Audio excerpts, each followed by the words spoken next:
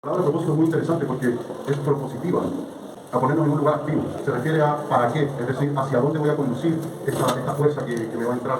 Estamos comiendo poder, ¿no? ¿Y para qué queremos comer poder? ¿Qué quiero nutrir? ¿A qué le quiero dar fuerza? No tiene que ver con la lucha contra un síntoma, por ejemplo. El propósito no es el fin de la guerra, el propósito es la paz. El propósito no es el fin de la enfermedad, el propósito es el fortalecimiento de la salud. El propósito no es el fin de la ansiedad, sino que el cultivo de la calma. Y el propósito va a definir todo. Si yo tengo claro mi propósito y sé para qué quiero hacer esto, cómo y cuál es la mejor forma de hacer esto de acuerdo a mi propósito, que tiene que ver con el contexto de uso exploratorio. ¿Sí? Y digo exploratorio y no digo lúdico, es bastante a propósito también. Y el uso ritual es muy interesante porque tiene varias cosas que lo distinguen del uso exploratorio. En primer lugar, el uso ritual es mucho más estructurado. ¿Sí? Los ritos, desde un punto de vista antropológico, están generalmente, la mayoría de las culturas, ancladas a cuestiones calendáricas. ¿Sí? Es decir, en cada tiempo, la comunidad que comparte una visión en común se sienta en torno a un círculo generalmente, donde se construye un altar que representa los elementos que construyen este macrocosmos y se representan en un micro. ¿Sí? Y se representan en un micro para poder abordar este misterio en el que estamos desenvueltos y estamos presentes. Entonces, en la mayoría de los altares rituales tenemos la representación de los pilares de la realidad, por decirlo de alguna forma, que tiene que ver con los elementos, con las direcciones, con las fuerzas que rigen nuestros territorios. Y entonces lo que hacemos en la ritualidad tiene que ver con el desenvolvimiento de una secuencia sagrada. Está puesta la inteligencia de los pueblos que diseñaron maneras para guiar la experiencia, ¿cierto? Ahora, desde el punto de vista antropológico también decimos ceremonia. Y cuando hablamos de ceremonia, y en particular hablamos de ceremonias de hongos, nos referimos a este diseño, esta tecnología ritual desanclada de lo calendárico y dispuesto para otros propósitos. Por ejemplo, quizás la misma ceremonia que se hace en cierta estación del año también sirve para celebrar la unión de una pareja, o el bautizo de un niño o una niña, o sirve para hacer una relación espiritual entre dos personas que se reconocen como compadres, como decía recién, ¿no? Entonces, el propósito de la ingesta nos puede llevar a articular estos dispositivos rituales fuera de su anclaje calendárico para hacer una ceremonia. ¿Sí? Cuando nosotros construimos este micro que representa el macrocosmos, también nos acercamos a este micro a buscar salud o a infundir de fuerza algún elemento que la haya perdido, por ejemplo. Y si estamos necesitando agua de lluvia, también podemos ir a ese centro del universo que está representado en el altar a infundir esa fuerza para que pueda venir el agua. ¿Sí? Y así también, si es que hay un desequilibrio en salud, podemos llevar a una persona a ese centro, a ese foco, a ese lugar central que está representado en el altar para propósitos de salud, por ejemplo. ¿Sí? Entonces, ¿qué quiero decir con esto? Quiero decir que cuando hacemos una ingesta de hongos en el bosque con nuestros amigos, no estamos haciendo una ceremonia, ¿sí? Desde un punto de vista estrictamente antropológico. ¿Sí? Lo que estamos haciendo es una ingesta en un contexto exploratorio. Pero no hay allí dispuesta una tecnología ritual que está marcada por una secuencia sagrada de acciones o símbolos. Las cosas que pasan en los contextos rituales son muy distintas a las cosas que pasan en el contexto exploratorio. Ahora, tenemos que ser lo suficientemente inteligentes para saber distinguir qué es lo que necesitamos. Porque también pasa, por ejemplo, que a veces hay personas que van a contextos rituales y se sienten muy incómodas. Dicen, no, pero es que hablaron mucho, rezaron mucho, no me gustó el sonido del tambor, yo suelo comer hongo y escuchar música electrónica, qué sé yo. Está muy bien, pero parece que te equivocaste en la toma de decisiones. ¿Por qué estoy diciendo esto? Porque muchas veces cuando nos enfrentamos a cuestiones relacionadas con la integración, nos empezamos a dar cuenta que hay una secuencia de malas decisiones que nos llevaron a tener experiencias difíciles de integrar. Y lo que primero se demanda y se exige a las personas que participan en un rito, y espero que puedas confirmar esto, es una actitud de respeto. ¿Sí? O sea, si tú te acercas a un altar, tienes que aprender a callar una parte de la personalidad y a abrir el corazón y la mente para aprender a percibir y a entender un poco de qué es lo que está pasando allí. Entonces, si es que no estás en esa condición o eso no es parte de tu propósito, no vayas a un espacio ritual, porque lo vas a transgredir. Y no queremos más transgresiones, hermano. No queremos más transgresiones y queremos poder respetar, honrar y cuidar también. A eso me refiero, ¿no? A que podamos tomar buenas decisiones y seamos inteligentes y ver qué es lo que se alinea con mi propósito. Que la mayoría de los problemas que se pueden dar en sesión y que después nos pueden llevar a necesitar un proceso de integración están dados por malas tomas de decisiones. Y por confusiones y por no sentarnos a pensar qué es lo que queremos cocinar y qué necesitamos para que la comida quede buena. Y para que sea un alimento nutritivo y nos haga bien. Pero parece que esa persona tiene que aprender a tomar decisiones primero antes de iniciar un proceso de integración. Tiene que ver con cómo nos hacemos cargo de lo que necesitamos, finalmente. Y esto es algo que los pueblos indígenas traen mucho, ¿no? Que es esta agudeza de la mirada. Que tiene que ver con la capacidad de observar el entorno y de observarme a mí mismo. Entonces, tiene que ver con la inteligencia de mirar los momentos. ¿Sí? A veces somos muy, no sé, mensos, tontos de las cosas que decidimos, de la manera en la que hacemos las cosas. Está muy bien que quieras comer hongo, ¿sí? Está muy bien que quieras tomar medicina de cactus, ¿sí? Yo doy fe y aquí creo que muchos y muchas podemos dar fe de que es un tremendo alimento para el espíritu y para el cuerpo, sin duda. Pero la mala toma de decisiones puede llevar a que se conviertan en un veneno. Tenemos una tremenda posibilidad de transformación interior y el sistema es muy inteligente, a veces mucho más inteligente que nosotros. Y lo que hace es tomar estas herramientas y ponerlas así bien bonitas y presentarlas en un contexto donde la estructura del sistema no sea tocada.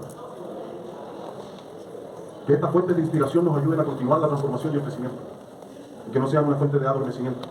Nosotros ya sabemos que estas medicinas son capaces de impulsar la dirección que nosotros estemos necesitando. Incluso si el sistema quiere que sean unas herramientas de locura, sabemos que eso ya ha pasado, pasó en Estados Unidos, ¿no? En los años 60 y en los años 50 y 70 también. Ellos construyeron metodologías para volver a la gente loca, toda esta historia de MK Ultra y todas esas cosas. Ya sabemos que eso pasó. Vamos a hacer la hipótesis benéfica y que tomaste las mejores decisiones y estuvo todo muy bien. Ya sea que fuiste a un terapeuta, ya sea que fuiste a un altar de medicina tradicional, ya sea que fuiste a un contexto exploratorio y todo funcionó muy bien. Perfecto. La integración no requiere que haya habido una mala experiencia necesariamente. Las buenas experiencias también necesitan integración. Y esto es exactamente como soñar. Tal vez sonó la alarma en la mañana, el despertador, y sé que estuve en un gran sueño. Estuvo buenísimo, fui a ver a mi amigo que vive del otro lado del mundo y nos fuimos juntos y conversamos y nos reímos. Suena la alarma y tengo el recuerdo vivo. Sé lo que pasó. Pero si yo no hago nada con esa sensación corporal y con esa memoria, a mediodía ya me voy a preguntar qué soñaste y no voy a tener idea. Y con las experiencias visionarias pasa lo mismo. Y ahí es interesante cómo se aplica el concepto de integración. Es decir, cómo traduzco la información y la experiencia que se desenvuelve en un estado ampliado de conciencia a este estado ampliado de conciencia. ¿Qué vigencia tiene lo que allí pasó para la continuidad de mi propio desarrollo? Entonces, claro, esto puede ser, como les digo, orientado hacia poder digerir una mala experiencia, una experiencia difícil o desafiante, como para también digerir una buena experiencia y una experiencia positiva. La integración no es, por definición, un problema, sino que es todo lo que hacemos para poder traducir de un idioma a otro lo que hemos vivido. Cada milímetro de la realidad puede convertirse en un infinito. Y entonces estoy yo, pequeño humano, tratando de captar algunas cositas. Y ojo que no nos conviene ser muy ambiciosos, porque probablemente me voy a quedar con un par de perlas nada más. Absorber todo lo que allí pasó a mí me parece casi humanamente imposible, y la capacidad de absorber y digerir información es algo que además se entrena. Es decir, no es algo que esté dado a priori. Mientras más aprendo a nadar en esas aguas, más información puedo traer a mi propio cotidiano. Pero también muchas veces nos pasa que estamos allí, y claro, está increíble, y la experiencia visionaria a lo mejor es muy interesante, estética, preciosa, artística, pero no entiendo un carajo. Y eso también está bien, porque no todo va a pasar por el filtro de la cognición. La cabeza no está para poder resolver las cuestiones existenciales y espirituales que se despliegan en esta experiencia. Entonces, entender todo tampoco es como algo demasiado importante, la verdad. A veces también le decimos a las personas en estos espacios que no se preocupen tanto por entender, porque la medicina igual está haciendo el trabajo. Y está estrujando y abriendo tu cerebro, y básicamente tú estás en las manos del hongo. Es como cuando vas a un pabellón de medicina alopática y te anestesian para poder operarte. No te enteraste, pero te operaron igual, ¿cierto? Y con esta medicina muchas veces pasa exactamente lo mismo. Incluso ya el hecho de atreverte a comer una medicina que es muy desafiante porque te puede llevar a muchos lugares y tú no sabes, es decir, ya el hecho de dar el salto y enfrentar la incertidumbre es una cuestión tremendamente beneficiosa en términos existenciales. Es decir, estoy siendo capaz de entregarme y de confiar en la vida finalmente. O sea, ya incluso muchas veces el hecho de comer una medicina ya es un tremendo acto curativo, incluso previo a que la medicina se digiera y pase todo lo que tiene que pasar. Ya el hecho de dar el salto es ganancia. Porque, bueno, básicamente nuestra sociedad occidental con aspiraciones europeas casi terminamos viviendo en una cajita de fósforo, ¿no? Y ya el hecho de que nos atrevamos a abrir la caja de fósforo ya es algo. Ya vamos desde a poquito rompiendo nuestra propia cárcel. Que a propósito de eso es una cárcel a la que nos hemos metido de manera voluntaria. Y el sistema está diseñado para que nos encante la cajita. Está todo resuelto porque tengo un seguro de salud y porque ahí está el supermercado y tengo una cuenta bancaria. Y es pura defensa contra la incertidumbre, porque realmente no sabemos qué estamos haciendo aquí, ni hacia dónde vamos, ni cómo llegamos aquí. No sabemos nada. Entonces, frente a toda la incertidumbre, elegimos reducirnos. Y a través de estas medicinas lo que vamos haciendo es ampliando el marco para poder ir conociendo un poco más. Y esto, bueno, en relación a los propósitos, ¿no? Estas medicinas no solo son fuentes de salud, sino que son lentes para estudiar la realidad.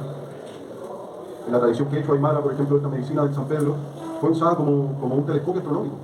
Y los abuelos estudiaron el movimiento de las estrellas, sentados como compadres frente a un ojo de agua, desde la punta de un cerro, tomando medicina y haciendo sus anotaciones. Hay mucho conocimiento que proviene de los espacios visionarios. Ni hablar del mundo amazónico en su relación con la ayahuasca. Creo que ya la mayoría conoce esta historia de Jeremy Narby, este francés, que fue un programa de gobierno a la Amazonía peruana a enseñarle a los indígenas a cultivar. Y cuando llegó allá se dio cuenta que la cantidad de asociaciones que ellos hacían en su puerta superaba con creces los niveles de asociaciones agrícolas que ellos conocían en Europa. Entonces les pregunté, ¿cómo saben ustedes todo esto? Ayahuasca, ¿verdad? Que está diciendo lo mismo, ¿no? A través de estas plantas y a través de los hongos y de estos agentes visionarios podemos desarrollar un conocimiento de esto que llamamos real. Y a veces entender mi cultura, entender mis patrones de pensamiento, entender la forma en que nos relacionamos también es un buen propósito. Porque lo que hacen estas medicinas es alejar el lente y ayudarme a ver desde otra perspectiva. A veces se dice salir del bosque, ¿no? A veces estoy como muy cerca de los árboles y entonces estoy perdido y de repente esto es como que un ave me agarrara y me llevara a lo alto y generamos ubicuidad. Ah, por allá sale el sol, ahí está el río, que ya entendí dónde estoy. Veo el marco mayor. El dibujo mayor se revela de alguna forma. Por eso también decimos que estas medicinas no son alucinógenas, sino que son desalucinadores. Porque la mente, el cerebro humano es alucinógeno. Hemos estado hablando de esto estos días, ¿no?